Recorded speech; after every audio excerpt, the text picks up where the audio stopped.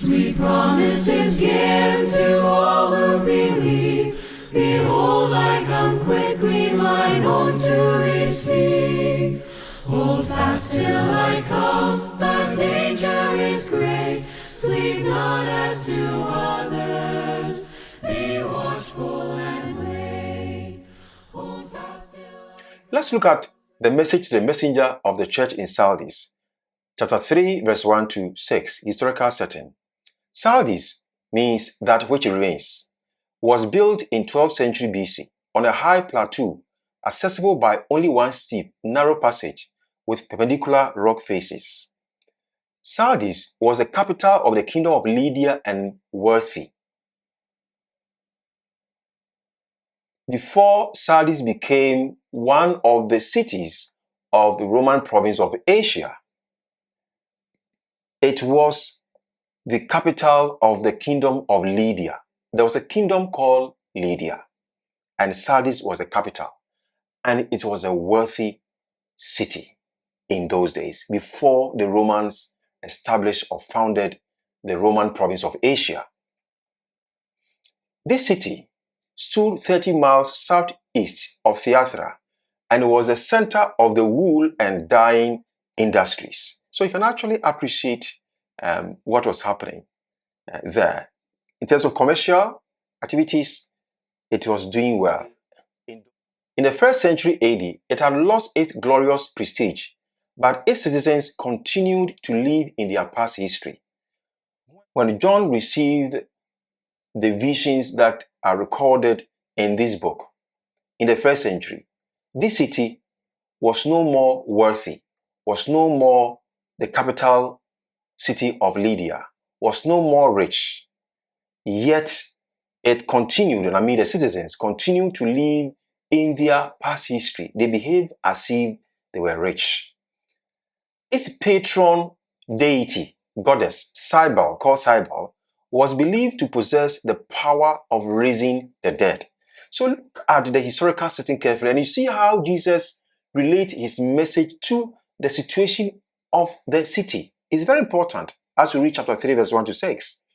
Now, the city was captured twice by Cyrus and Antiochus while the city was unguarded. I've shared with you that the city was built on a mountain, and it was difficult to capture the city because the citizens could see enemies approaching the city, and therefore they could easily fight back and defeat the enemies. And they had guards, but because they were strategically placed and they could see the enemies, sometimes the guards slept. And on 2 occasions, Cyrus, Antiochus, respectively, captured the city. And that was a disaster for the city. This is a structure that we find in Smyrna. And today, when you go to Turkey, you see this place. And you can actually see some of these things. But I want to look at this one carefully. This building, if you can look at it on the mountain, you can actually see remains of a wall here. This is where Sardis was located, on a mountain. And that is what we find. Now let's look at the message. The self-description of Jesus was to assure the church of spiritual revival and warn them of complacency. You see how Jesus identifies himself and describes himself in chapter 3, verse 1 to 2. That description reflects the situation of the church. You behave as if you are alive, but you are not. You are dead. Like each city, it fails to watch and focus on what is needful. The church is not watching, just like each city failed to watch and was captured twice. The undefiled by syncretism will walk with Jesus in white, signifying victory. So there are some people in the church that Jesus recognizes that they have not fallen, they have not compromised, they have been watching. And such people, Jesus promised victory. Jesus will not blot out the name of the overcomer from the book of life. Here, the book of life here signifies attainment of eternal life, just like tree of life, just like crown of life.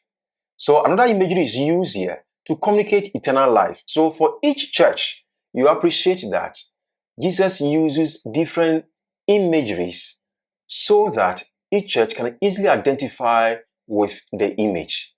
The book of life is important here.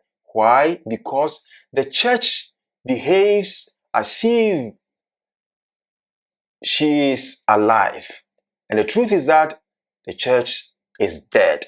And so, if the church wants to live forever, then the church, in other words, any overcomer who's in this church and wants to live forever and doesn't want to be seen as dead, then that person must find his or her name in the book of the living book.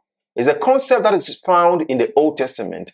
And when you read Exodus chapter 32, verse 32 to 33, God says that those who have sinned against me, I'll deal with them. Moses said that, then remove my name from the book of life. The book of life in the Old Testament simply means those who are alive in Jerusalem. Those who are dead, their names will be stricken out of the book of life, the book of the living. That's what it means.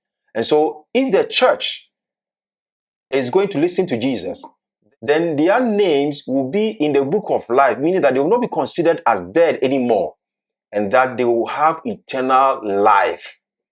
That's what Jesus is saying. In other words, the way Jesus sees them, they are dead in him. And anybody who is in him must be living, must possess eternal life. But this church doesn't possess eternal life because of their compromising stance. And therefore, they are dead.